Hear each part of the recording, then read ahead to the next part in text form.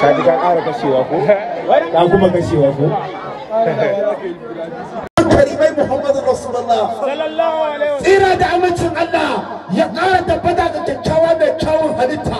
tsira da amincin Allah ya ƙara tabbata ga tsayayyen uban tsayayyi wanda ya tsaya akan gidan al'arshi tsayuwar ta kyau da tsayuwarsa tsira da amincin Allah ya ƙara tabbata ga mai gidan annabawa limamin limamai malamin malamai masanin masana na gaban kudura mai magana da zance da haske a bakinsa tsira da amincin Allah ya ƙara tabbata ga limamin mala'iku shi ba mala'ika ba don ba tsira da amincin Allah ya ƙara tabbata ga wankakken mai wankakkiyar rayuwa tsira da amincin Allah ya ƙara tabbata ga zartaccen mai zartaccen addini tsira da amincin Allah ya ƙara tabbata ga shiryayye mai shiryayyen haƙora tsira da amincin Allah ya ƙara tabbata ga daidaitaccen mai